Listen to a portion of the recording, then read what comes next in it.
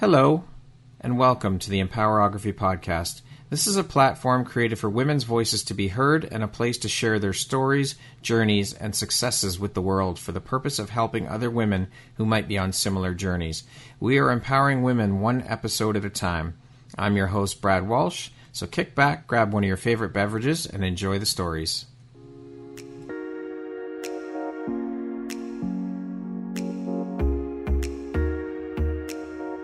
If you're looking for jewelry that makes an impact on your self-care routine and your style, Empowerography would love to offer you a discount code to one of our exclusive partners, Quartz and Canary Jewelry and Wellness Company.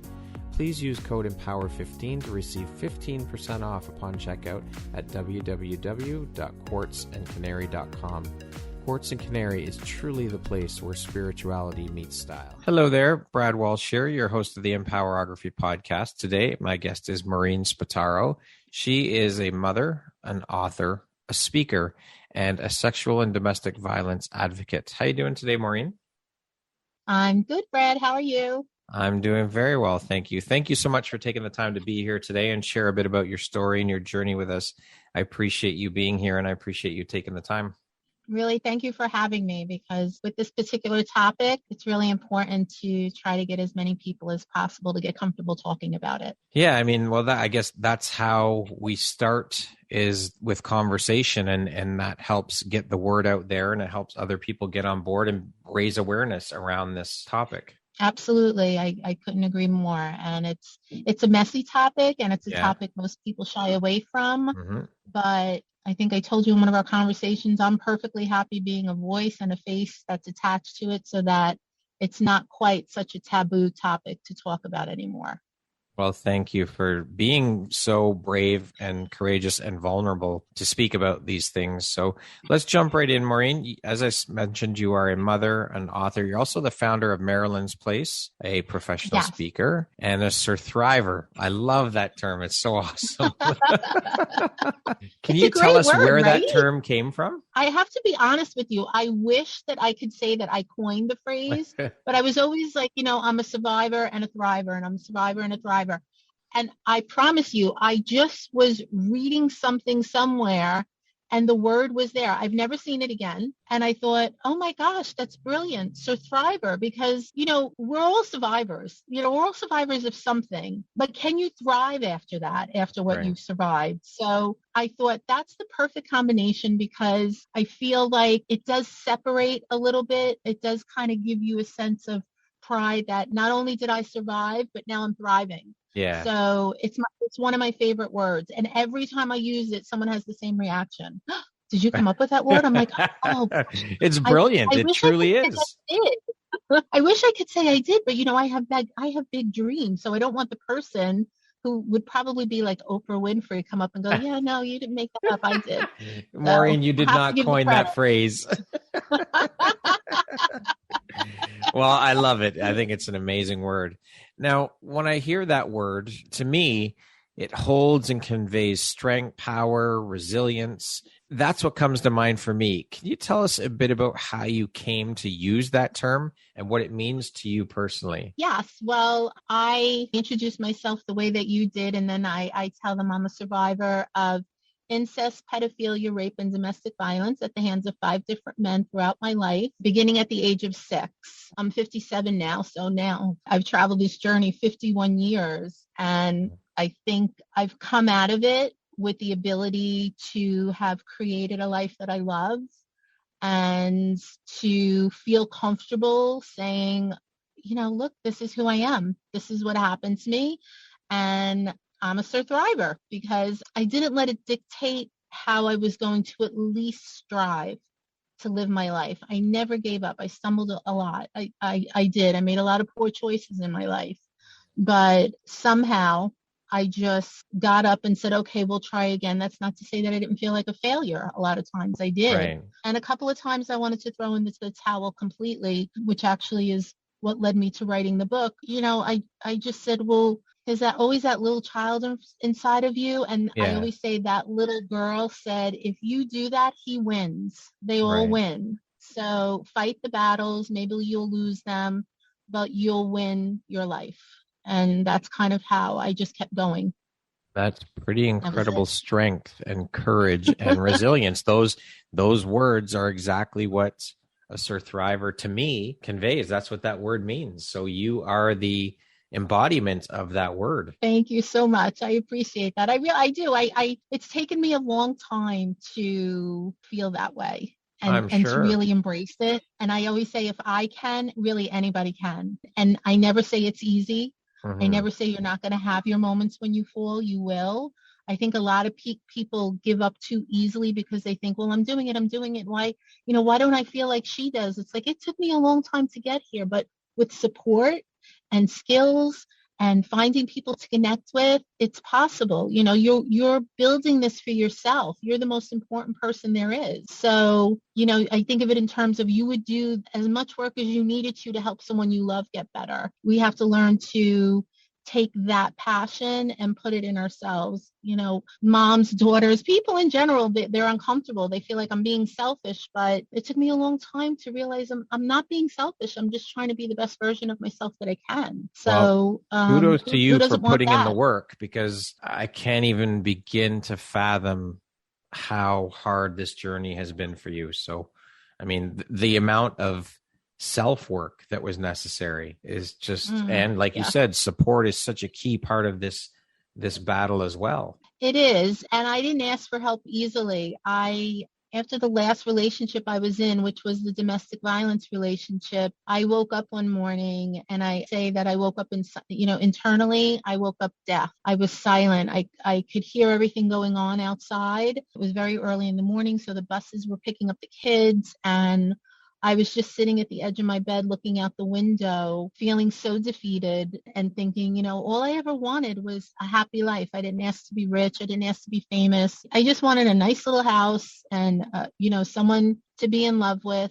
I was divorced. Thankfully, my husband was a wonderful man. We just outgrew each other. And when I stepped into this relationship, I really thought, wow, this is the love of my life.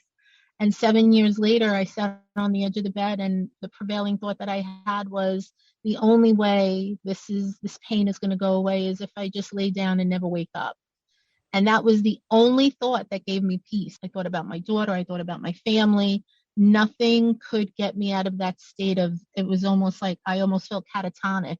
Yeah. And then when that thought popped into my head, it was like medication. Like, yeah, that would never to have to feel this again. Yeah, that's what I want. And thankfully, my next thought was, if you're thinking that way, then something's wrong. If you're not just thinking it, but feeling it, like, yeah, this feels good, then something's wrong. And I was fortunate enough to meet a woman in the emergency room who directed me to a 3-month inpatient out program. Yeah. Yes. And I went for 3 months. I went every day. And what they did was they took all the pieces that were scattered inside of me, and they helped me put them together. Oh, so this is why I think that way. Oh, this is why, it's not that I'm a failure. And that's when I started to realize, wow, you have really been shortchanging yourself. You really need to give yourself a little more credit for just hanging on, just hanging on to just keep getting up. I guess is the best way to say it, to just keep saying, no, this is not going to get the best of me. I know somewhere. I told someone when I was a very, very, very little girl, I always had this feeling like no matter how bad it gets, it'll be okay. Don't worry. Maybe that was from my younger upbringing, my religion, but I always had this feeling that one day I'd wake up an older woman, which I'm almost there, and I would look back on my life and go, see, that little girl was right. It's okay. You did it. But I still feel like I have a lot of work to do. To help other men and women get through this. And I'm sure you will. That's the beautiful thing about what you're doing, is giving back to help other people heal through some of this experiences that they've been through that might be similar to yours. And I think that's an incredibly selfless act on your part, and wanting to give back and help others who may be going through similar struggles. So again, the incredible internal strength and fortitude and resilience that you have to have kept pushing forward and doing the work you do, it's unbelievable, truly. Thank you. Thank you so much. It feels good. I lived so much of my life not feeling good and not feeling worthless. That was my core belief when I was leaving the program. That was the last question I had to answer before I graduated. And what is your core belief? And my core belief had always been you're worthless. You know, my mom was a single mom. My father didn't want to marry her when she got pregnant. And it was my stepfather who told me that. And he told me in the worst way at the worst time. And I remember thinking, you know what? You just have to be grateful that you're alive. I guess I had to find something to be grateful for. And it was like, okay, you're just going to be grateful to be alive. And whatever life throws your way, you're just going to accept it. And I think that was the perfect grooming ground for my stepfather to start. He knew what he was doing. Manipulators do know what they're doing. So it's nice not to feel like I just have to be grateful to be alive, although I am. Of course. I'm so happy I have a purpose. I'm so happy that I have a purpose and something I'm passionate about. That's the best part of it all, is having found your purpose and having that purpose be something that contributes and gives back to people. It is one of the most incredible feelings in the world. First of all, to have found your purpose, but secondly, to have that purpose impact and give back. It's an incredible feeling. I don't think there's any better feeling in the world, to be honest. I don't think so either. Short of watching your children create their lives and reach their goals, there really is nothing better. Yeah.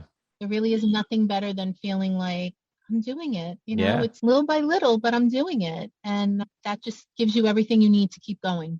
Absolutely. Now, you mentioned your book. You wrote your first book called Press Pause, The Breakdown That Rebuilt My Life and Changed a Family Legacy. This book was obviously written as a result of your own personal story. I have it here. There I it is. never remember to bring it. But here it is. Someone said to me, make sure you have your book. I'm like, I will. And then I was like, oh my God, do I have my book?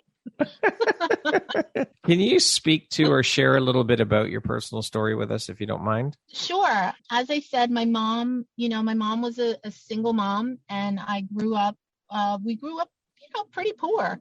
I lived with her, my grandmother, my uncle, my aunt. We rented a little house in Bensonhurst, Brooklyn. And for all intents and purposes, I just remember my life being fine. I do have a very vivid memory. And I had a therapist tell me I wasn't allowed to keep a diary because I knew down the line if my father found it, he would destroy it anyway. So I just have very vivid memories. The first 5 years of my life were good. They were fun. And then all of a sudden, this really handsome man came in and fell in love with my mom, who happened to be very young and very beautiful. And I remember thinking the day they got married, that she looked like a queen and he looked like a king. So that made me a princess.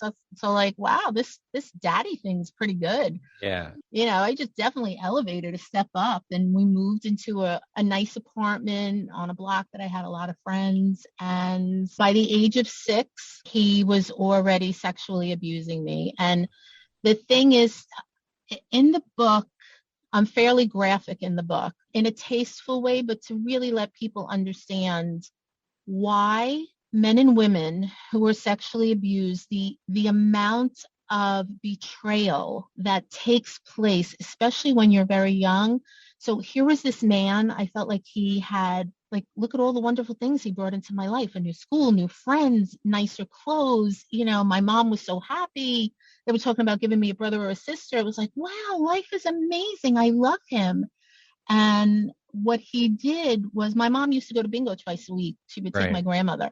So on those nights, he was my best friend when I was a little girl. My mom was fairly strict. She had to be. And, so it was like, she's not leaving the table until she finishes the spinach, which I hated. And she would leave and he would come over and he'd give me a kiss on the head and he'd go, don't worry about it. I'll eat the spinach. I'll throw it out. I'll make sure mom doesn't see it. It was like, oh my gosh, thank you. And I remember him saying, but this is our secret. And I'm like, no, don't worry. Of course. I'm not going to tell mom because I would get in trouble. Yeah. And he would say that. If you tell mom, you're going to get in trouble. And then it, graduate, no, you can stay up an extra half hour. You can watch that show, anything like a little 6-year-old would find exciting. A 5 or 6-year-old, like, oh, I can stay up a little later. Yeah. And eventually those were the words that he used when he started to sexually abuse me. Well, your mom never had a dad. A little backstory: every woman, people find this the most shocking. I guess I do too, but every single woman in my family married a pedophile. So every single woman in my family has been a victim of sexual abuse. So his take on it was, well, your mom never had a dad, so she doesn't understand like the special relationship a daddy and a daughter have. So we don't want to make her feel bad. This would probably make her mad. So this is our little secret. And even though it didn't feel right, it was a different type of secret. Yeah. You know, those words rang in my head. It would make her sad because now I would have something she never had. And I really was a mama's girl. Well, you were 6 years old. I mean, what, like. Yeah. And this man was, you know, everything to us. And this starts that lifetime of doubt, because it's the first time you get that weird feeling in your stomach like something's wrong. And I think maybe I should tell my mom this, but I love this man. And so now the confusion of what's right and wrong begins at a very, very, very young age. And then as you get older, you go, I should have told, I should have done that. So now you're constantly doubting yourself. You're constantly, without looking back and going exactly what you said, you were 6 years old. Yeah. How could you have known that? It doesn't matter. You've already taken on the responsibility of your mother's happiness, the responsibility of the state of their marriage. Now you have siblings. Now I'm starting to find out a little bit more about my family's background and thinking, oh, I can't tell her this will kill her. Yeah. And you take on every bit of responsibility for everyone else's happiness. That and you is far too much for responsibility for a child, a 6-year-old kid, a 7-year-old, any child. That is far too much responsibility. No kid should have to shoulder all of that. No. And this is what I want people to understand when they look at someone who's been through anything traumatic. You know, it doesn't just have to be sexual abuse. It can be anything traumatic. You don't understand how much, even, you know, a child in a domestic violence, you know, family, a family that suffers with domestic violence, alcoholism, drugs, you know, any type of addiction, you don't understand the confusion and what the responsibility these little minds take on. And as you become an adult, you either become a nice person who doesn't want to upset the apple cart, or you become someone who's angry at the world and is going to have an issue with everyone they come across with that they think is challenging them. So it goes so deep. It's not just a matter of, well, just get over it. Like, you're past it. You're never past it. It's part of you. This is part of who you are growing up. Yep. Right. I have to rewire my brain now. But who knows that? Who knows that when you're, 10, 15, 20, you're just going on with your life. It's like, look, I'm 27. I'm the last one of my friends not married. Where's the ring? Like, right now I got to get a ring. You know? I can't worry about what happened back then. I got to get a ring. I got to get married. I have to have kids. It's just life gets in the way and you adjust. In my situation, unfortunately, when I was 12, a store owner of one of the little grocery stores in my neighborhood, he sexually assaulted me in the back of his store when nobody was there. At 15, my family doctor sexually assaulted me. Family doctor? And then my family doctor, yes, my family doctor who I adored. Again, another man I trusted implicitly. My mother trusted him implicitly. My whole family went to him. And at 15, back then when I was 15, the nurse didn't have to be in the room with you. Right. It was just a checkup. He had been my doctor since I was about 8. And he sexually assaulted me during my examination. And then when I was 18, the first boy I ever really thought I fell in love with, he raped me. He raped me when the relationship was deteriorating. And so you kind of just live your whole life like I'm basically just a dumpster. I'm just the girl that every guy just wants to touch. And, your mom's raising you to be a good girl, but you're holding all these secrets like, but I'm not a good girl. I'm a really bad girl. And you're not a bad girl. It has nothing to do with you. No.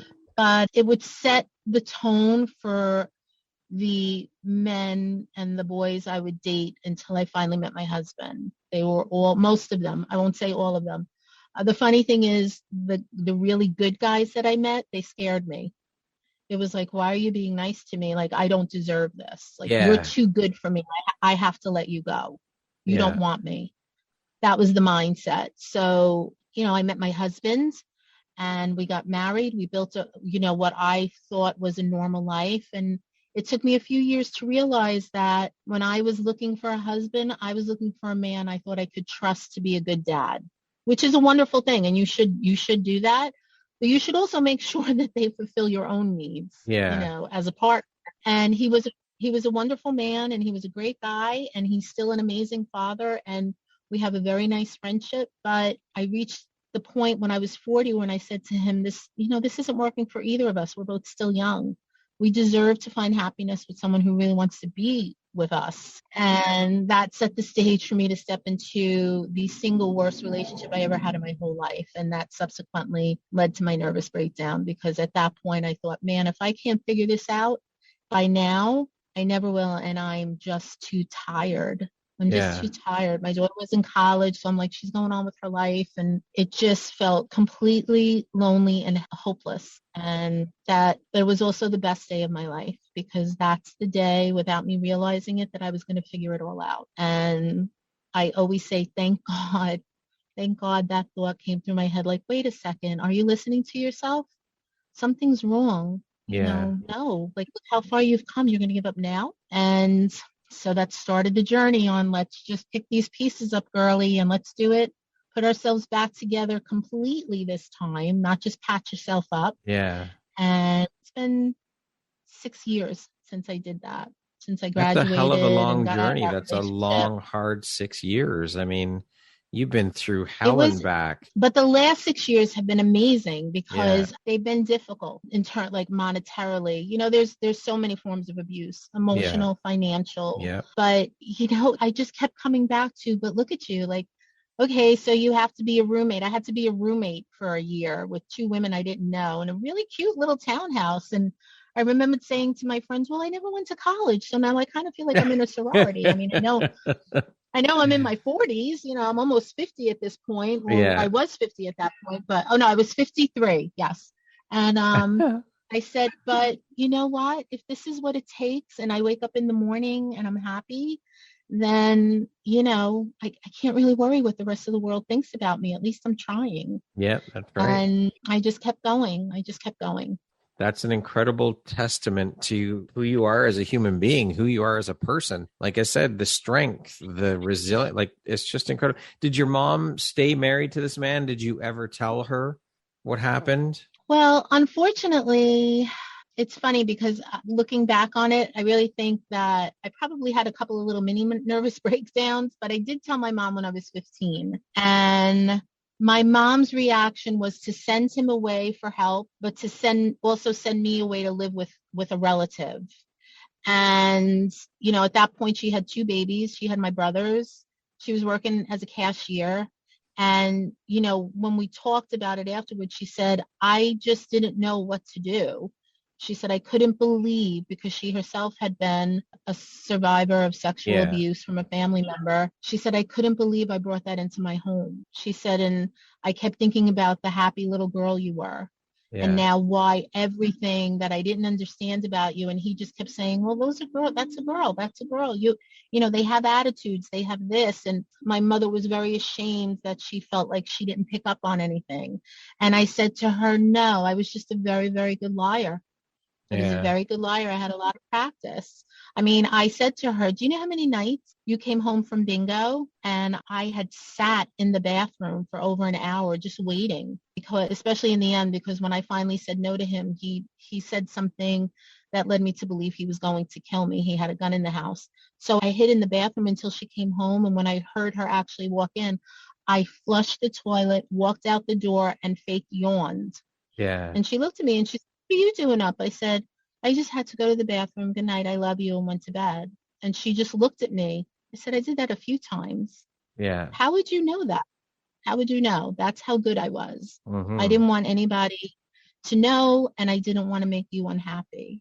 Well, there were times when I was sad, but my mom and our relationship stayed strong. Even through, there were tough periods, but it stayed strong. My mom is my mom.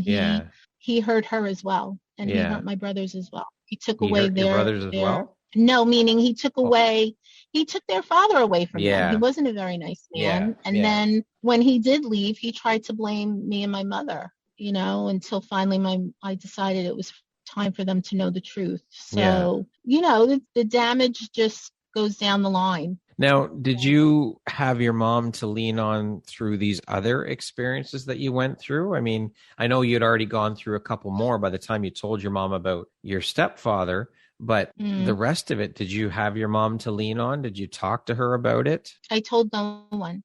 Wow. That's a lot to No carry. one. Like nobody no in my friends, family knew. nobody.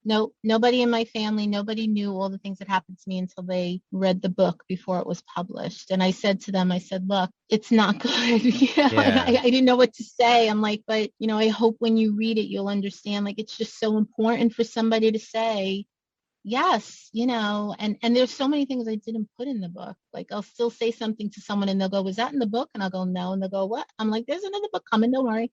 And, just to say, look, this was pretty awful. Yeah. So let's start having this conversation with other people and other women, other men.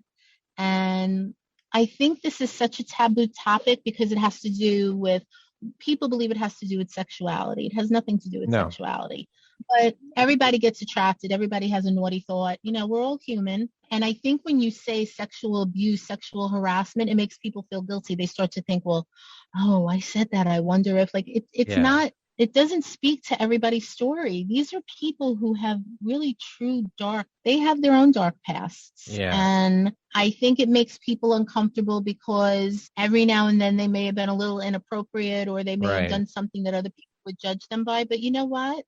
What happens behind closed doors between two consenting individuals is your business. I don't care. I don't care if it's 10 consenting adults behind the door.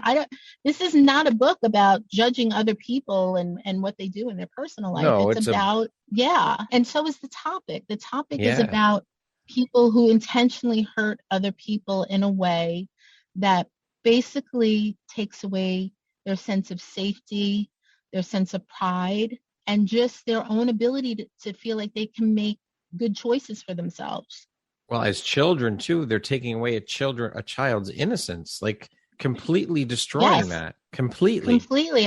I always say, if it wasn't for the kids that I grew up with on the block that I grew up with and the kids that I went to school with, they saved my childhood, because when I was with them, I was a normal, I was Missy. They called me Missy. I could run fast. I was always picked first because I could run fast. So it's like, I knew I had a tribe out there somewhere. Yeah. But it's just what happened when I had to go home and my mother wasn't there to protect me. But I can't even imagine the mask you were wearing, though, with these kids. You had all of this shit going on inside of you, and then it's like you're a completely different person when you're out with the other kids, and you've got all this shit inside.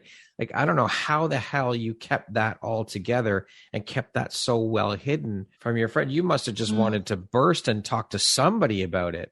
Like, I can't even fathom it. I don't think that I did as a kid. I shouldn't say I don't think. I know I didn't as a kid. I just wanted to go out and be a kid. Like, my thing was like, don't make him angry. Don't say anything bad. Wear your slippers. Wash your hands. Because little things I would get punished for, just so I can get out the door. Yeah. Get away from this and just for a few hours, just have fun. Yeah. Just have fun. Take your mind off of it all. Just kind of say, all right, this is what it is to be normal. This is what it is. Like, okay, at least it was my safety crew, I guess. Yeah. We've all stayed close. So they read my book too. And they were like, they still call me Missy. And they're like, Miss, are you kidding me? Like, and they felt guilty. They're like, I should have known. I said, how would you know? We were all kids. I said, look, you saved my life. You gave me a glimpse into what it was that I wanted for my life. And that gave me a goal. Well, what every kid should have as a normal childhood. Yes, exactly. And it was like, okay, this is what normal is. This is what it is to see a father with his daughter. These are all the things that you're not living in at the moment, but you know what it looks like now. Yeah. So there were a lot of lessons that I was learning just by people being normal. And did that not bring up a lot of resentment for you, though? Because you see all your friends. Sad. Look, it did. It made me sad. And what it did do was make me try harder to be a better daughter. Right. So, it made me try to make him laugh more. It made me, try to find things that we had in common because, of course, it was me. It's me. It's not him. me. So I know that was kind of like my journey into being a people pleaser. Right. Well, if you just make them happy, then they'll love you. And that is not a good mindset to grow up with when you're dating. It's a terrible mindset. And then it becomes, well, I just want to be with someone who makes me feel safe, someone who's going to protect me from other people hurting me. And that's usually the bad boys. Those are usually the ones that step up and sweep you off your feet. And my mindset for a while was, I don't care what he does to me, just as long as he keeps everyone else away from me. Yeah. And that's how women fall into relationships that go, they go way off the hook. Yeah. So that's tough.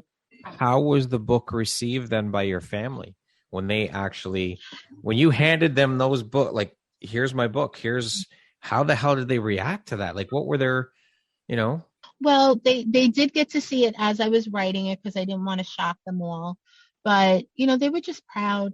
Yeah. They were just proud. It was, my mom has admitted to me that she has not been able to read the whole thing out of guilt, because when you live it with someone and you're looking back, it's like, it's still that sense of how didn't I see it? But they're just proud. They're like, if this is really the journey that you want to walk and you want to reach people and you want to help them get to this place where you're like, yeah, let's just do it. Let's just do it, and they support everything that I do.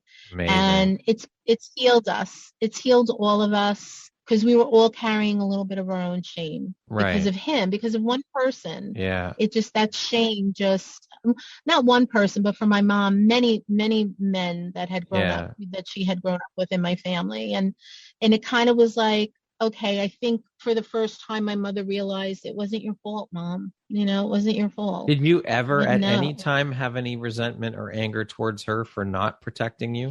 Ever? Like, just even a glimmer of that thought? Protecting me? No. I think I resented at times that she wanted so desperately to help him too. Right. And it was like, look, just get rid of him.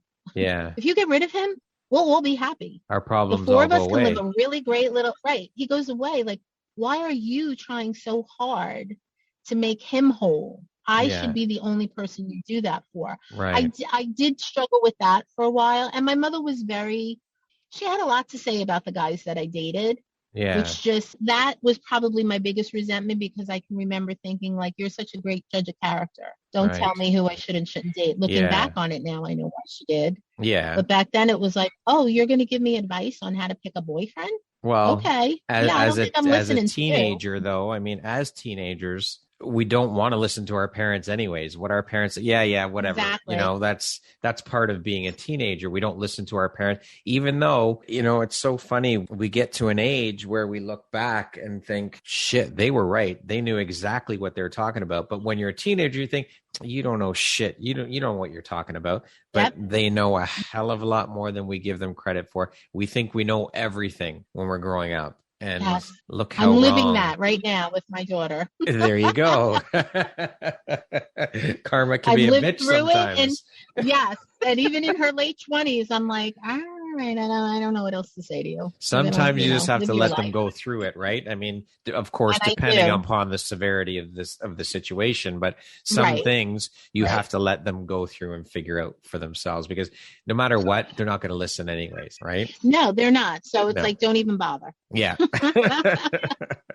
I would imagine that the process of writing that book must have been incredibly cathartic for you, but how hard was it to sit down and relive those experiences? Because that's exactly what you're doing. You're reliving it by putting it out onto paper. Yeah. Well, I was sort of lucky because it started as a coping skill while I was in that program. Okay. And, they tell you, go for walks, go out to dinner with someone, they try to keep your mind off of your ruminating thoughts. And so one of them was writing. And I had mentioned, like, I was never allowed to keep a diary. Like, all my friends had diaries. And as we got older, I remembered being so jealous, because I'm like, they have all these, like, look at this, look, oh my God, I can't believe it. And like, my memories are just not like that. And I don't have anything to look back on and reference on. Yeah. And so I started writing how the exercises in the program were making me feel for that day. And then as I started to do that, I started to relate it back to a story from when I was a child. And that's actually how I ended up writing the book. The book starts with me waking up that morning. Right. And then one chapter is what we were doing and how I was reacting when I was in the program. And then the next chapter refers to the story that it brought me back to. So there's an in and out kind of flow to it that's like, okay, so this is what happened. This is why I started thinking about this. And this is what I was thinking. And it kind of journeys through the whole 3 months and tells my story. That was the easiest way for me to tell it.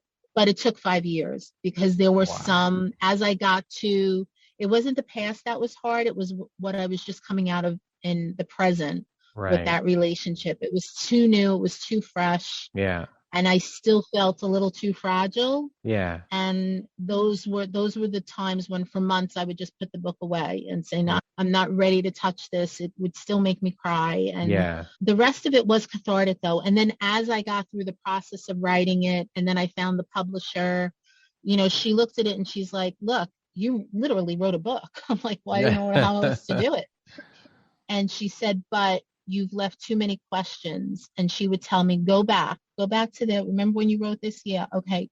Explain it, kind of flesh it out a little bit more. And honestly, I was on a deadline. So I was like, all right, it's now or never, or I'm never going to get this book done. And I just sat down and did it. And I was far enough away from it, at that point emotionally.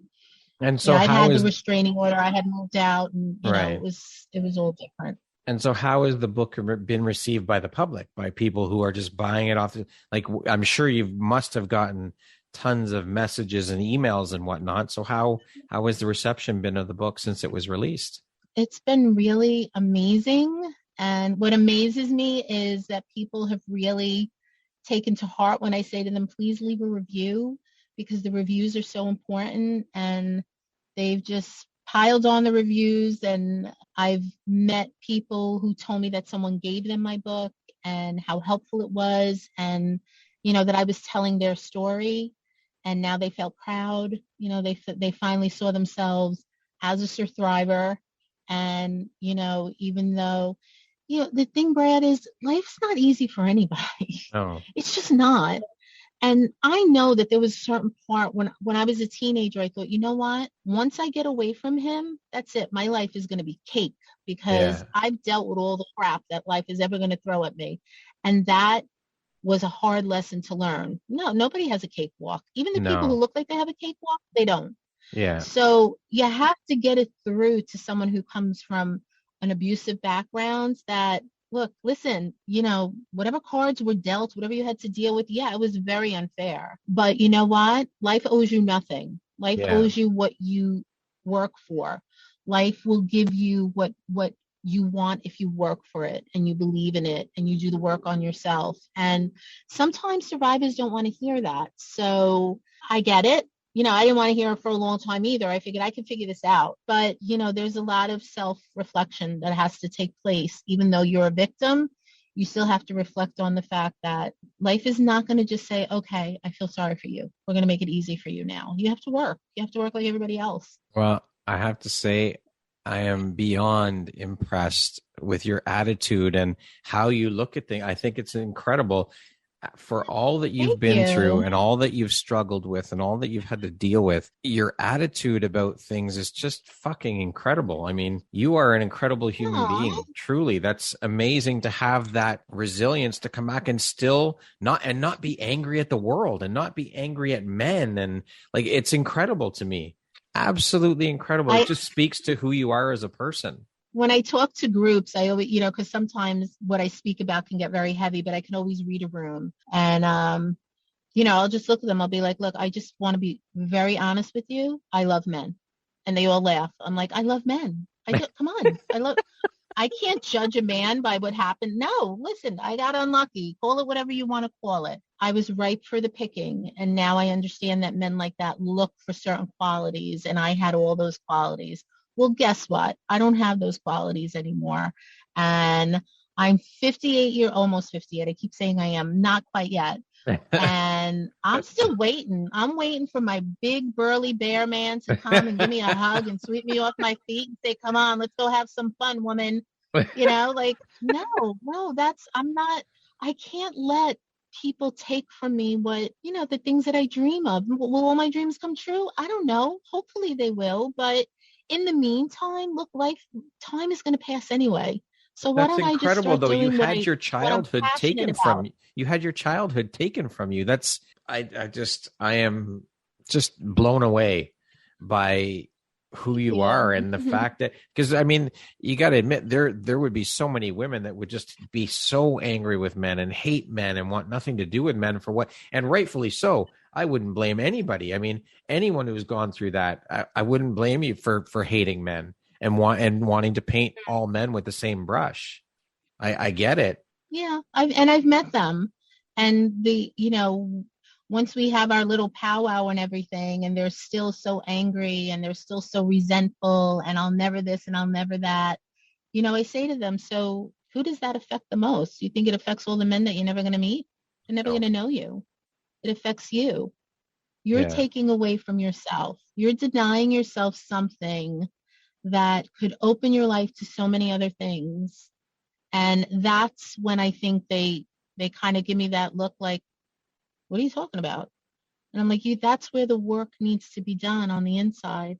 Yeah. What happened to you is terrible. It should not happen to anyone. No. And I will not go on the record and tell you what I think should happen to people who do those things. I would imagine we're of the same mind on that one. So yes. I know I can kind of read what you're thinking. So I probably agree with you. Burning at the stake comes to mind for some reason. and that's kind. Yeah. But I feel like you have to make that connection that when you're still holding on to that, look, I know it's scary. And that's what it's coming from. It's not anger, it's fear. Yeah. And fear, the way we protect ourselves from being afraid is we cry or we become very angry. We put up that armor. And the only person that hurts is the person who's wearing the armor. Yeah, you're right. It limits you. It limits you. So start to trust yourself. And you know what? If you meet another guy that's an asshole, then sooner kick him to the curb and keep walking, because you know what? There are many, many, many men out there who have been hurt by wicked women. Yeah. And they are denying themselves from meeting someone as spectacular as me. That's what I tell them. And they all laugh. And I'm like, well, spectacular as you.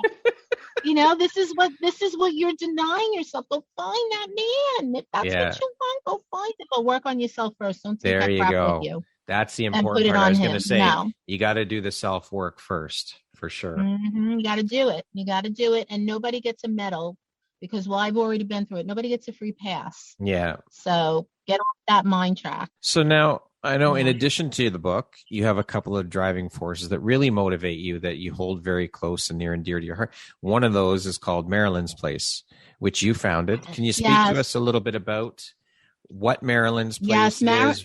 When you founded it? Yeah. I founded Marilyn's Place in 2018 with the help of an amazing survivor who actually went out after she saw how she understood the situation, the living situations I was in and what I wanted to do. And she literally went out and bought me a house, And she said, "This some woman you met, another survivor?" Believe it or not, we went to high school together, but we knew each other, but we didn't really know each other. But we had a mutual friend who was telling her what I was trying to do. Okay. That mutual friend kept tabs on everything. And then finally she said, I want to get in touch with her. And she did. And we met in a diner, and she spoke to me and then handed me an envelope with $10,000 in it. And said, let's start this. And I said, okay. And I started it. We rented a house. After 6 months, we had to leave that house because then suddenly the owner wanted to sell it. Okay. And she said, you know what? No, this isn't going to happen again. And she literally went out and bought the house. She bought it outright. And Marilyn's Place. So one of my coping skills as a child, which I didn't realize, was we had a church across the street from our house, and my bedroom faced it. So the nights that it got really bad and, I would go back to my room, I would put my pillow on that windowsill and look at the church. Yeah. And I would say, so one day, now you have to imagine that this is coming from the mind of a 6, 7, 8-year-old. Yep. And so I describe it that way. One day I'm going to find a house, and it's going to have a big wraparound porch, and it's going to have all these different couches, and it's going to have all these different rocking chairs. And the only people that are going to be allowed to run that house are mommies. And when kids like me who get sick in their stomach or don't like what's happening to them need some place to go, they're going to go to that house, and all those moms are going to do is hug them and give them chocolate chip cookies and chocolate milk and let them take their heads and put them on their laps and play with their hair. That was that's all I thought about. And as I went through life, every now and then I would pass by a house and I would go, oh, that would be like a nice house. And I never let go of the idea. Well, she heard that story and she said, let's do it. She said, I don't know if I could get you a wraparound porch, but I can certainly get you a house. And that started Marilyn's Place. And we started in 2018. And it was at the time, it was for sexual and domestic violence survivors to come for free lead support groups. Yeah. The clinicians who helped me through the program, once I was out of the program 3 years, I could connect with them, and I did. And I told them that I was going through with that dream. So they started running free workshops once a month. They started guiding me, you know, because they said, Maureen, why don't you just get your license? I said, because the one thing that separates me from you is you can't cross a line. Yeah. And a survivor needs to know the person that they're talking to knows exactly how they feel. No clinician could ever do that for me. Right. There was always a point where I looked at them and thought, do you really know what I'm talking about? Or did you just read it in a book? Yeah. Because I need someone who feels it. Yes. And I said, no, I can't be a doctor. I want to be a peer leader, a peer advocate, someone that people can call up and go, this is running through my head and doesn't get the clinical answer. Someone who calls me and says, and I can go, yes, I know. And did you feel this way? And they're like, yes, because instantly they're seen. Instantly they know, okay, I'm not going crazy. Yeah. Which was always something I thought, I'm going crazy. I'm nuts. Why do I think this way? So we opened that house in 2018. The pandemic literally came and just about wiped us out in 2020. And I just recently said, you know what, we're going to get it going again. You know, we're trying to do it on a membership basis for all women. Yeah. Because you know what? Women are women are women. And whether it's domestic violence, everybody has a story. Yeah. And everyone is relatable, honestly. Look, if you want to get into like really the nitty gritty, there's always someone, you know, there's me and there's other women there.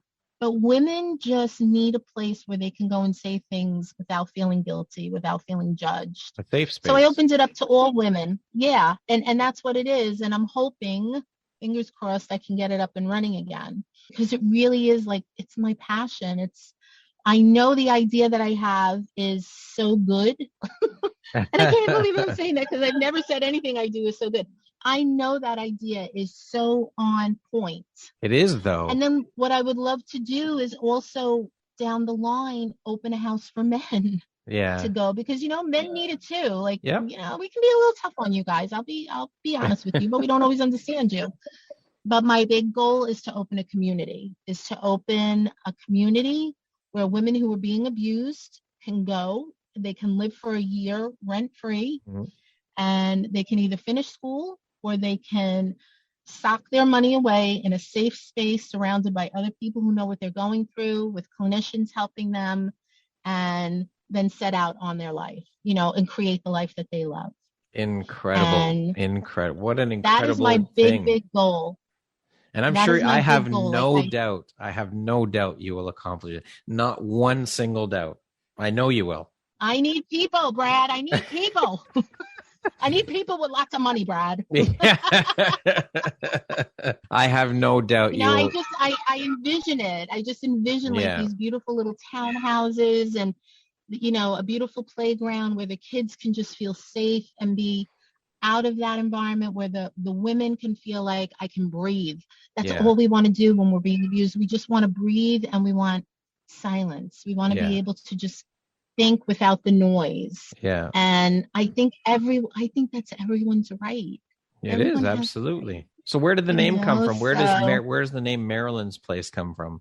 The woman who gifted me this amazing gift, she had inherited a legacy from a woman who was her mother's best friend. Okay.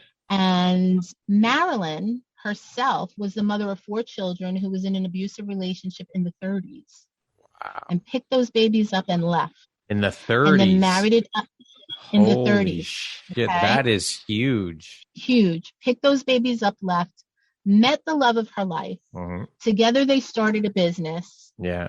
And they grew a beautiful legacy. The woman who helped me, I can't say her name because I was promised that I won't, even though I want to shout her from the mountaintop. Marilyn was her mother's best friend. And she and her mother, as Marilyn aged, she became blind. She needed help. So this woman became almost like a caretaker to her because Marilyn's children had moved, they moved and they lived the closest, and she remembered them when she passed. And she said to me, you know what, Marilyn did this, and now I want to pay it forward and try to see if we can get it going. So, I feel there are moments when I'm like, I'm trying so hard, Marilyn, but I just can't get my feet under me, especially after the pandemic. But I also know that if I just keep going, something will click. It will. And I keep saying, if I can get this book on the New York Times bestseller list, all that money will go to that community. I don't want a cent of it. That I is want incredible. all that money to go toward building that community and just being able to go out and talk about it, have these conversations. I know that there are women out there who need to raise their fists and yell in anger and wear pink vagina hats, and that's not me. I don't want to do that. I don't want to march on Washington. You know what? Washington isn't going to do anything for me, right? Frankly. They're going to make it sound good, but they're not going to do anything for me. What you're doing speaks louder. Women. Right. I want to sit with these women and say, see this face? Let's just have a conversation. And in the conversation, if you want to yell and you want to cry and everything, that's great, because I won't react to you. I won't push back. I'll just sit there and shake my head. I may even cry with you. But you know what? Get it out and then let's get going. Stop looking for Big Brother or, your congressman to make all these changes in your life. Look, the changes that people make, the bills that people get passed, they're amazing. They're wonderful. Yes, they help us in the long run. Yeah. But these women are losing their lives in the short run. Yeah, you need a fix now. We at least need something to hold on to where we can say, look, that's what you're destined for. You do it, and you do it as well as you can.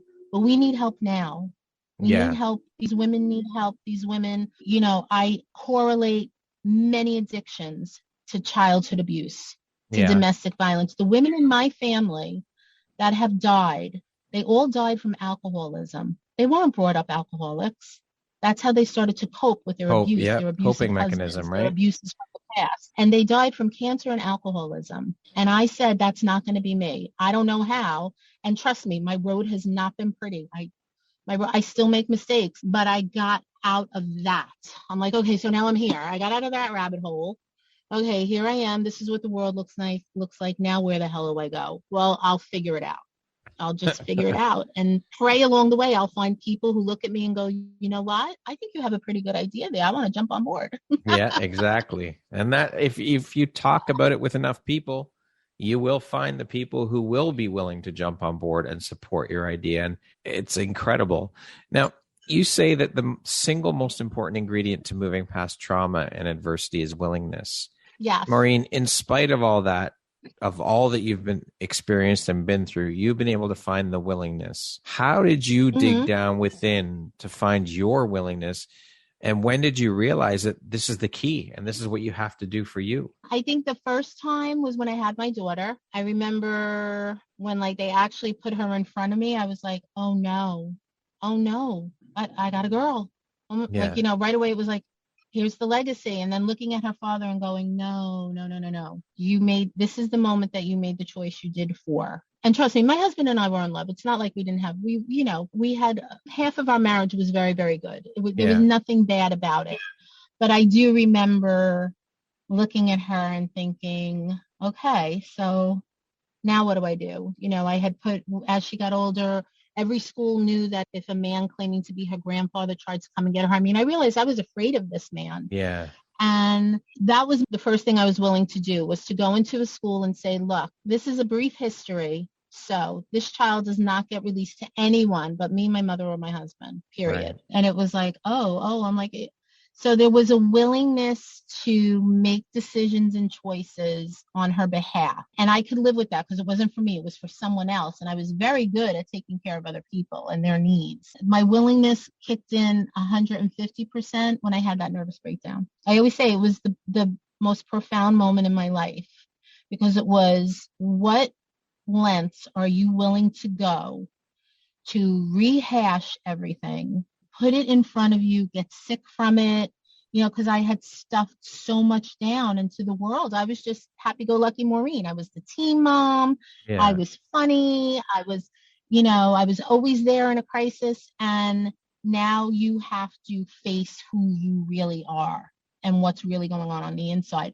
How willing are you to do that? Because if you don't do that, eventually you'll die, whether it's at your own hands or at some point you'll make the wrong decision and again meet the wrong person who the next time may go through with it and kill you, or just simply die from diseases because you're not taking care of yourself, you know. So that was when I was willing, and people said to me, I don't think that I knew it was willing at the time. I put the word on it when people said to me, oh my God, you're so brave.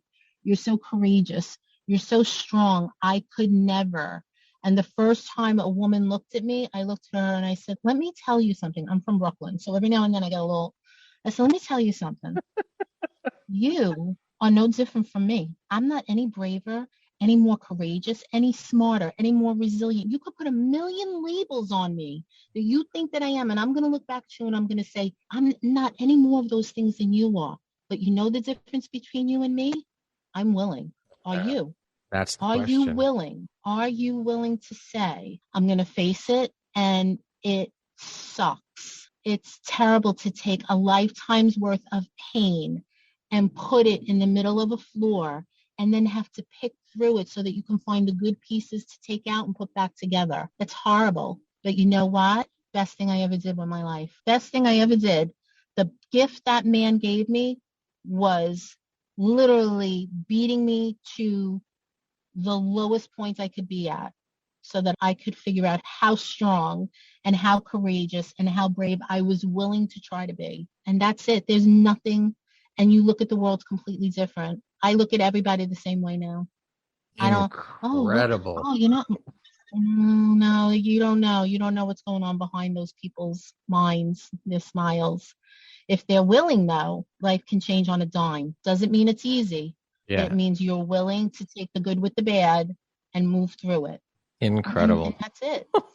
My favorite word. Wow. What were some of the barriers for you to come forward and to finally speak your truth and talk about what was going on? They were really just barriers that I put up in front of myself, wondering how people were going to look at me.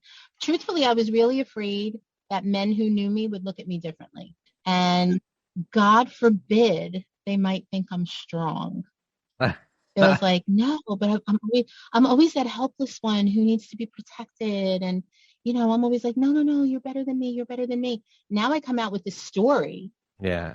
And the only way to really tell the story and get people to believe in you is for you to believe in yourself. That was a very uncomfortable thing for me. I was like, wait a minute, I'm trying to tell people I'm capable now. I've never been capable. So those barriers, and just people who the minute they learn what my story is about, you just can see the glaze go over their eyes like, oh, no, we don't want to talk about it. Yeah. It's so frustrating to me.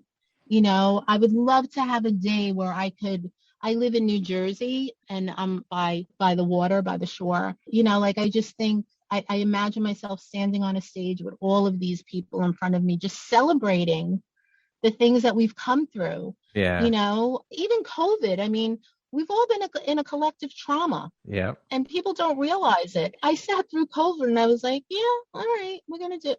And it was like, Maureen, you're not panicked. I'm like, I'm telling you. This is easy compared to what I've dealt with. I have been preparing for this moment my whole life. I'm telling you, it's going to be okay. It's not going to be easy. Doesn't mean that there are going to be people that are not going to suffer. But eventually we're going to come through it. Just be smart. And it was like, oh, okay. Like, yeah. So, it's weird, but I think I put up my own barriers. And I just had that lesson recently taught to me, because I would not reach out to schools. I wanted to go to high schools and talk to them. And I said, talk. came out. The Brooklyn came out. I wanted to go and do presentations. I'm like, we have to hit these kids in middle school. We have to get them, like, because I remember, like, people forget I lived through this as a victim. Yeah. So I know where to reach them. I know what are the critical time. I mean, everything is a critical time, but, you know, when does someone need to hear this message? How different would my life have been if I had heard that message at that age? If there was a Maureen speaking in the schools. But I wouldn't put it out there. I'm like, no, they're going to reject me. They're going to be like, we don't want you talking to kids about this. Like, especially now, everything is politically correct. I want this to be this conversation to be politically correct. If that's what the guidelines are. I'm not politically correct, by the way. And a high school was looking for authors to come in, and my publisher put it out to all of us. And I said to her, oh God, I wish this was for me. This would be my dream. And she said, why wouldn't it be? I said, they're not going to let me in. They're not going to let me talk about my book. And they did. Amazing. And I was like, oh my God, I'm living my dream right now. And then when we left, because the social worker did have to be in the classroom with me. Yeah. We walked out and she closed the door and she looked at me. She said, I could cry thinking about it. She's like, oh my God, you're so powerful. She said, you're so honest. She said, what you were saying to him, she goes, I could feel what you were saying. I said, because you have to understand, in a way, I was talking to 17-year-old me, who was just starting to make some really bad decisions. And I was talking to me in their faces. And I know that sounds very melodramatic, but it's true. Oh, it is. When you talk from your vulnerability, there's no lie in it. It's all, this is me. I'm real. Raw, I don't care authentic. what number my age is. Yeah, I am looking at you and pleading with you. Yeah. And telling you, you are magnificently made. I said that to them. I said, you have everything in front. You're the smartest generation. You have the most at your fingertips. Do not allow one person to ever take that from you. That's on them. That's not you. That's their narrative about themselves that they're trying to put on you. And I could see I was reaching them, and I thought, oh my God, my daughter's right. I am the coolest mom in the world. That is phenomenal. And you should own that shit. Why not? Absolutely. Oh my God, I own it. I do. I own it. Beautiful. Well, what you're doing is absolutely incredible. Congratulations on getting into the schools, and here's to you getting into more schools and universities and all of that stuff. This message is needed. What I want to do. And you will do it. I know you will do it. I have no doubt. I'm like, there have to be people out there who look at me and go, she's the real deal. I'm the real deal. There's no pretense. I don't practice anything before I say it, because they were like, do you know what you're going to say? And I said, absolutely not. You know what? It's going to come to me. Yep. Exactly. I know how I start everything. And then I kind of look around the room and I go, yeah, this is what we're going to talk about. Because I did it that way. And I was able to incorporate bullying into the conversation with them, suicide into the conversation with them. It was like, no, see, these are all the things I have to start to put together. Trust and allow. Yeah, it just was wonderful. Really I love it. That is brilliant. What would you say has been the biggest or most valuable takeaway for you through all of this? One takeaway. That we are all more alike than we are different. And I've heard that expression so many times, and people will say, well, we're all more alike than we are different. But I see that on such a deeper level in people. Yeah. And my mess is my message. Wow. It's okay. It's okay powerful. to be, it's okay to live in a mess. It's okay to live in a mess, but my mess is my message. That is so powerful. That's what I'm meant to do. That's what I'm meant to look at people and go, it's okay. Oh, please. Let me tell you about myself. And then just draw this out of them and go. And I don't make it about me. Yeah. I've learned to be a tremendous listener. I was always good at that. I was always the girl who gave the best advice to my friends, but I learned to even quiet that down a little bit to just listen before I gave feedback and not advice. That's key. I learned how to say, well, what I learned was, without saying, well, what I did, and this is what worked for me, what I learned. And it's about learning how to communicate with people on their level, at where they're at. When I say level, I don't mean intellectually. I just mean where they are emotionally, where they are in their life. And it's just the best. That's incredible. Wow. I mean, really, when you boil it all down, people just want to be heard. That's it.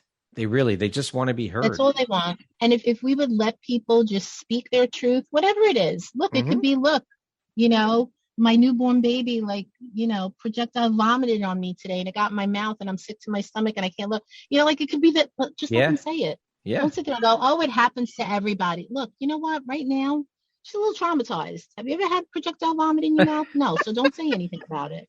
Actively listen. Let her just say what she's got to say. Listen to what she's saying, because I guarantee you it's not projectile vomit. There's something else going on there. That's right. When you listen, you can really find out what are people dealing with, and they're just trying to find a way to bring it to the surface to the right person.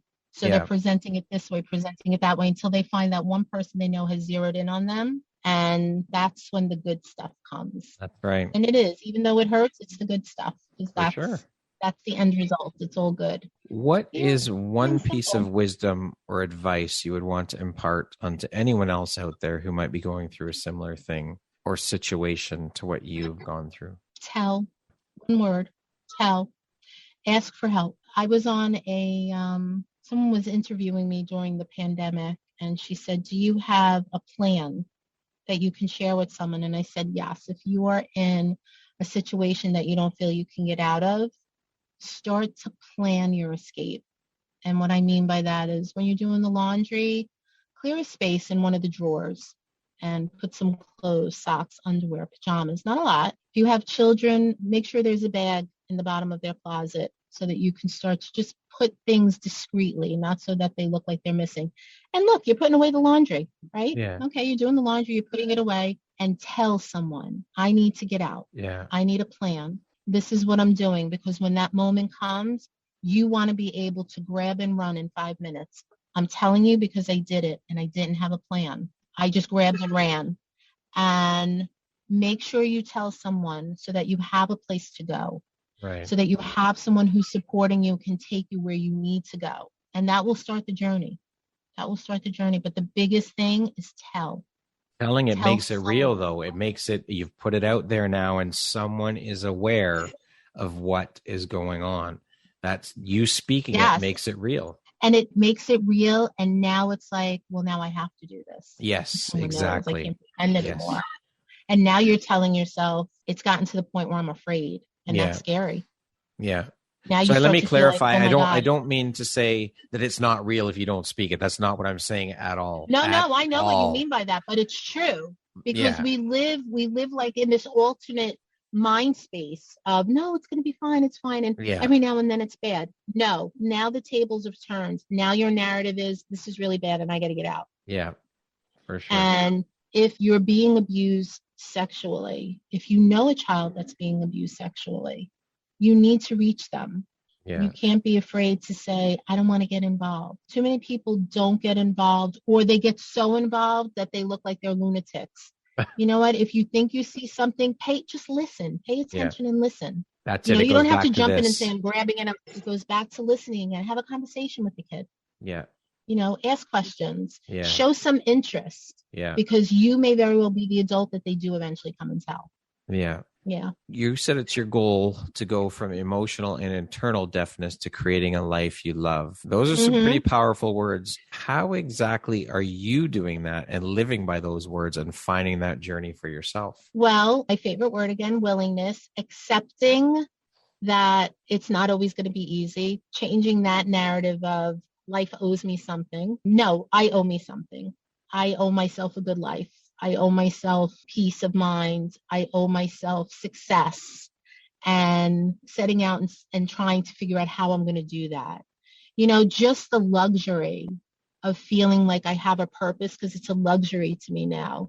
Leaving and stepping into that townhouse that I had to share with 2 other women was really, it was such a moment for me that I walked into this beautiful townhouse and I'm like, and now I'm creating a life I love, because I love being here.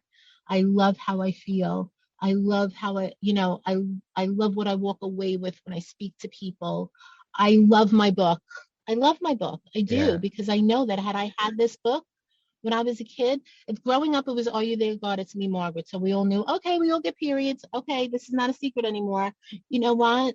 We need to do that with, like, I want press pause to be the, are you there, God? It's me, Margaret. And I do not say this facetiously. No. I say it with all my heart. For the children who have no voice and don't know, who think that this is, I don't know what's happened to me, I don't know if this is normal, or the adults who are living behind those facades and saying, oh, no, this doesn't happen to anyone else. It happens to so many of us. And it's always the people you never think it would. If you ask my friends throughout my life, would Maureen be the one in the abusive relationship? They'd be like, no, she'd kick anybody's ass who bothered her. Not true. Not true. Not if it was someone that was giving me what I thought was safety from other harm. You know, it's like that mindset. Where was my mindset in relationships? Yeah. And being afraid of being alone, being afraid of dying alone, being afraid of not being worthy enough of being loved, which was really the narrative most of the women in my family grew up with. They weren't worthy enough for good love. So you grow up with those fears. Well, what we see becomes learned behavior, right? Yes, absolutely, 100%. Wow. Yeah. They say that forgiveness is a huge part of the healing process. Would you agree with that? And how hard or easy was that part of the journey for you? Like, have you forgiven these men? Even from a very young age, I have, how do I put this? Have I forgiven them?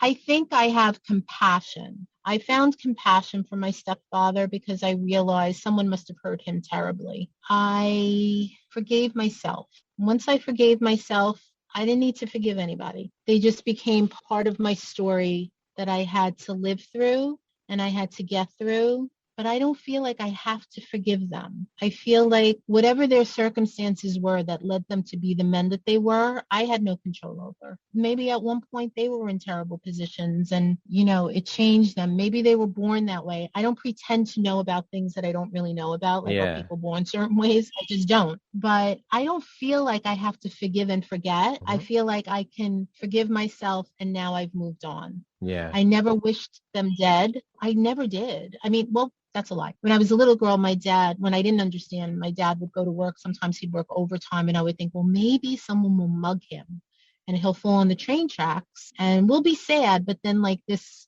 whatever this is, won't happen anymore. Yeah. It's not that, oh, I wish he would die. It was just, I didn't know any other way out of it. You just wanted him to go away. As I got older, it was just like, look, I just want you to leave me alone. I don't want to hate you. And sure, I was angry. And yeah, when I was a teenager and he was denying me a lot of things, I hated him. I mean, but I just forgave myself and moved on. That's how I moved on. Wow. But it took a long time. And sure, and there are moments when I'm like, if my mom had just made one different choice, but I can't live in that. Yeah. I lived in that for a long time. And I can't live in that.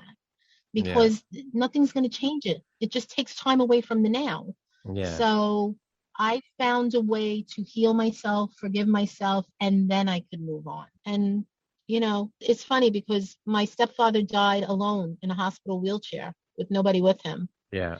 And when my brothers and I found out, we just kind of looked at each other and then we looked at my mom and I was like, sometimes fate and karma just find you. Because here, look at us. We're still the four of us. Yeah. And he's alone.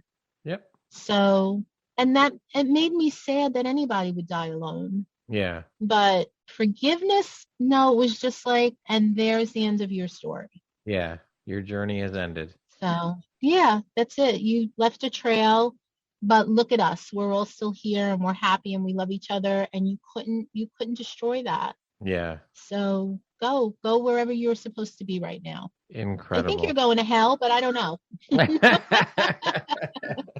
Were your brothers not wanting to like just harm him? Like, I mean, I can't imagine if I had a sister and I found out she went, I would want to rip him apart. Or if, touch wood, heaven forbid, anything ever happened to one of my girls, I would want to rip the guy apart.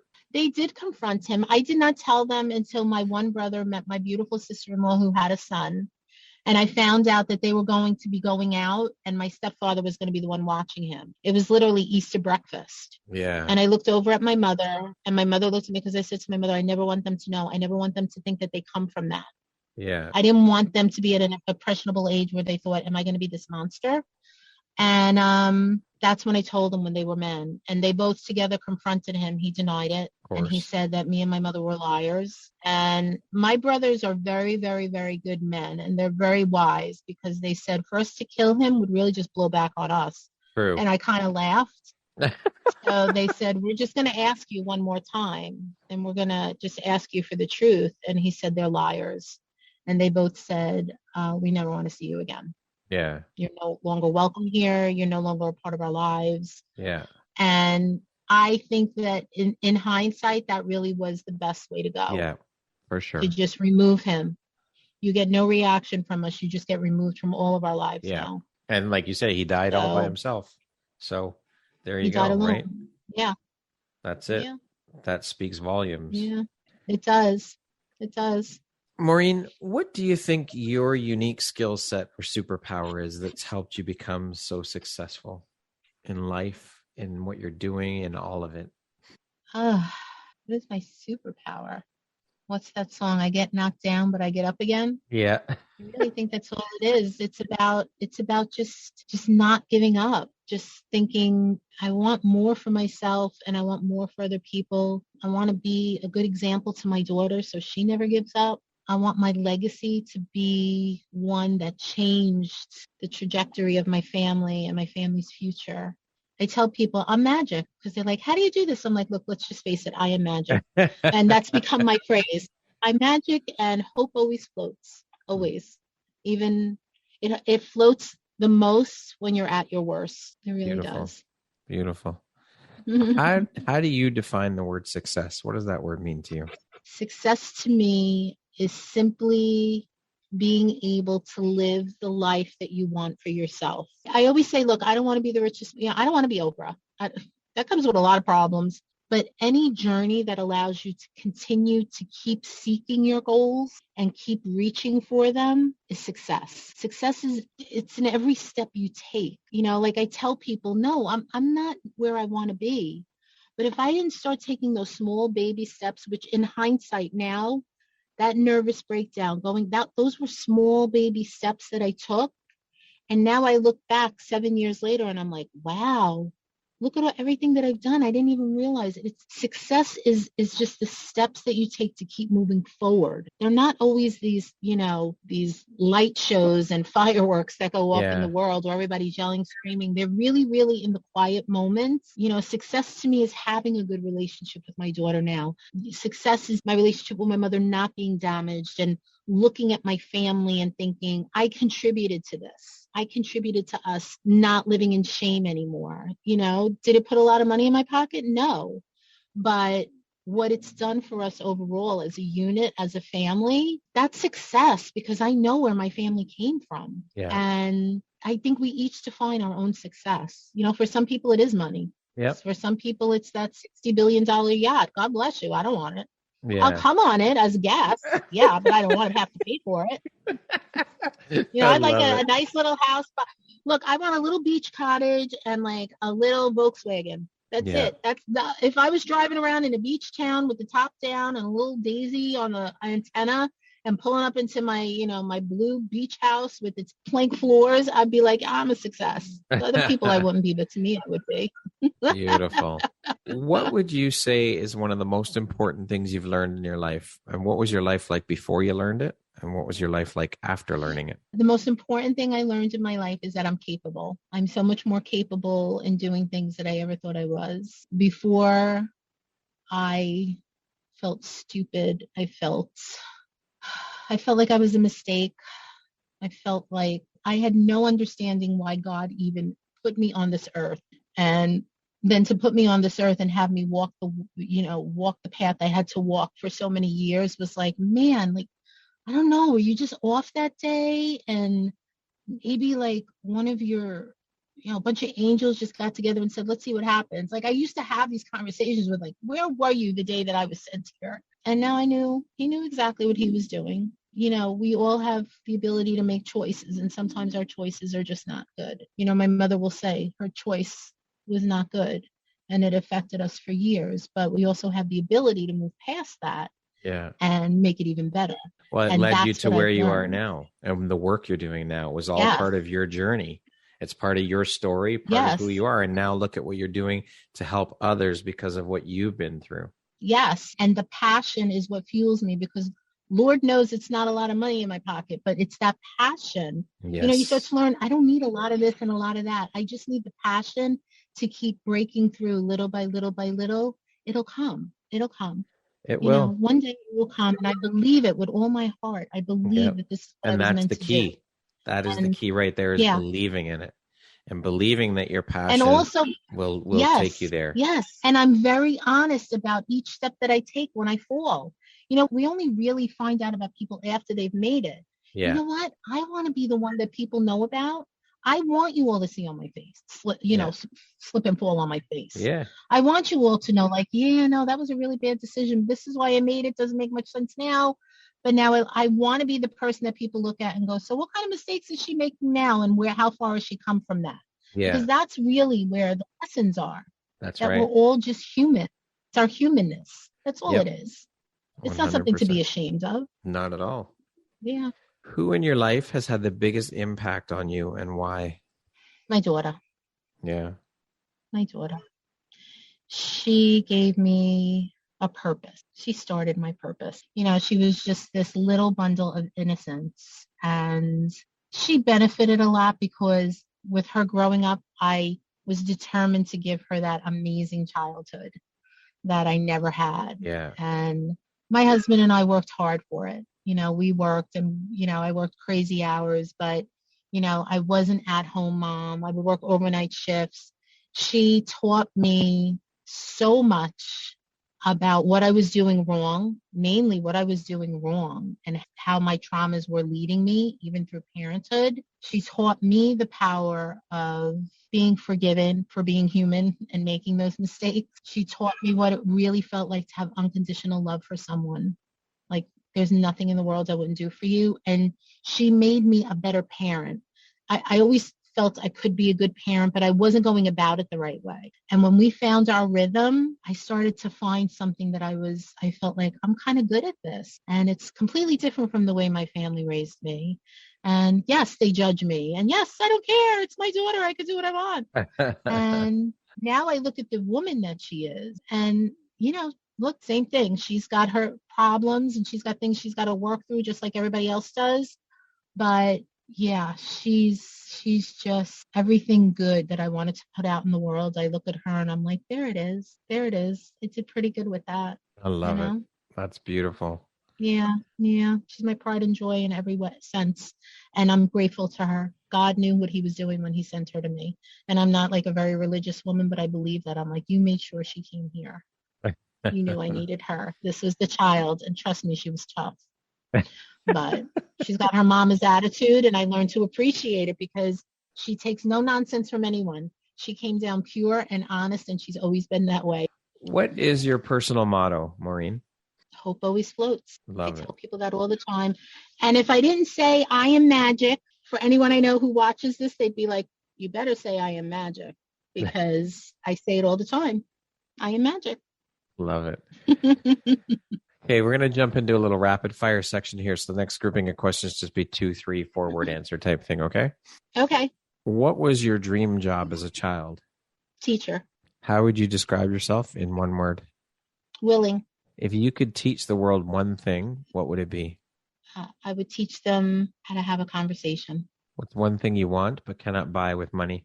Well, it's going to be personal, but my family's health. If you could change one thing about the world, what would you change? I can only give one word. What would I change? No, it could be more than one word. I would want them to be more accepting of each other, less fearful of what they don't know. What is one thing you've always wanted to do in your life but never have?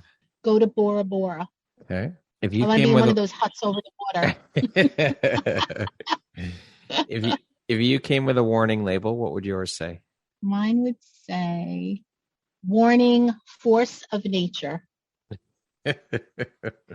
That concludes our rapid fire section. Now back to our regularly scheduled program. Okay. What's an unexpected occurrence in your life that you're grateful for? I'd have to go back to my nervous breakdown. Yep. The nervous breakdown. That was the beginning of my life. The beginning of the new Maureen. My life. Yeah. For me. Love it. What does the best version of you look like when you close your eyes and imagine it? The best version of me.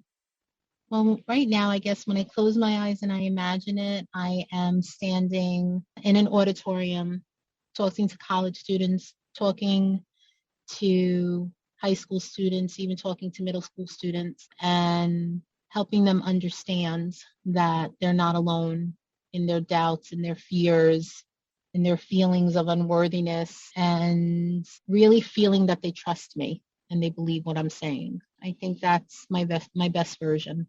When I close my eyes, that's what I envision. What does the word empowerment mean to you? Empowerment is seeing what you want, seeing what's important to you, and not letting anything or anyone stop you from attaining that goal. That's empowerment. Being able to look at your goal and say, I'm going to reach that goal. That's really what I want.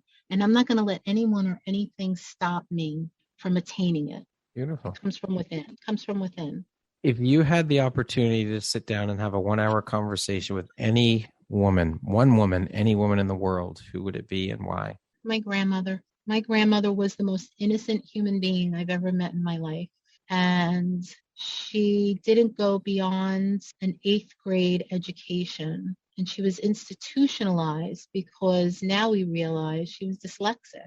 And she lived her life, as difficult as it was, in gratitude and grace. She never had a crossword for anyone. She was simple and very happy living in a one-room apartment, making her bacon and mayonnaise sandwiches.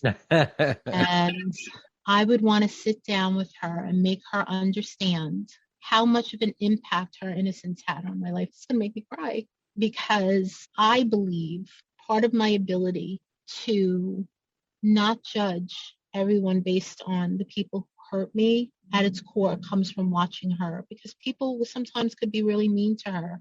Yeah. They would tell her, they would say she was stupid or she was simple-minded. And my grandmother always led with her heart.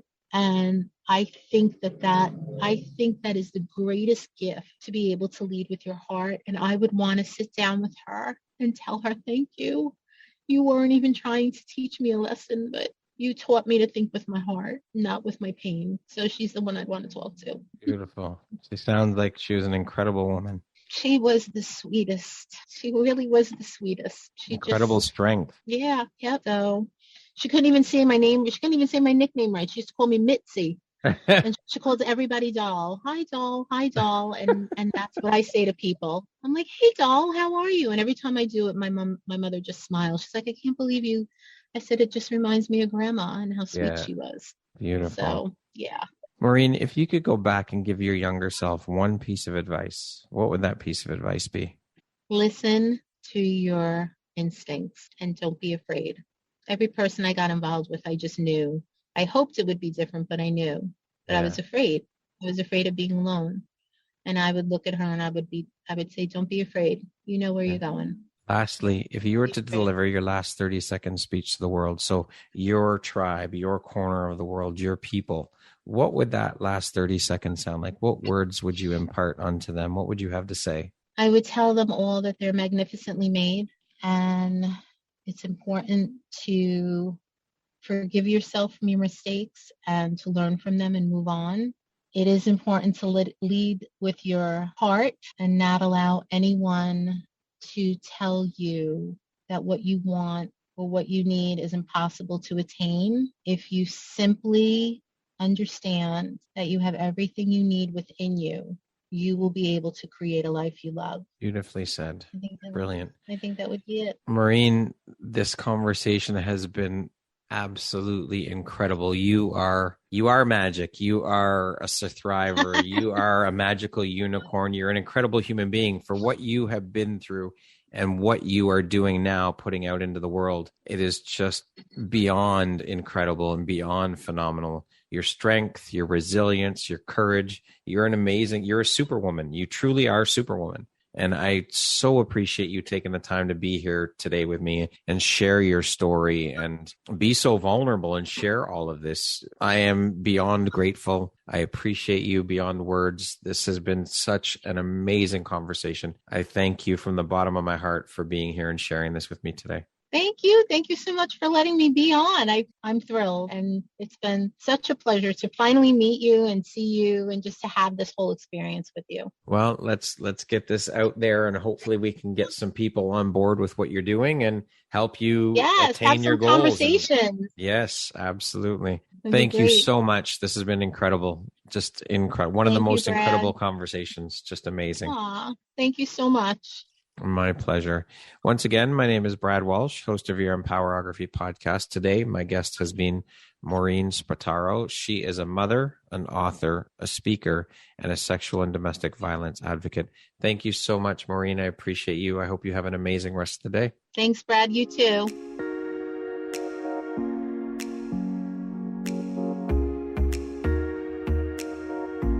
Thank you very much for listening to this podcast. If you haven't yet, please be sure to subscribe, rate, review, and share with all your friends. You can find me at viseuphoria.ca and follow me on Instagram at Empowerography Podcast and on Facebook at Empowerography. Please join me next time for another inspirational story from yet another amazing woman.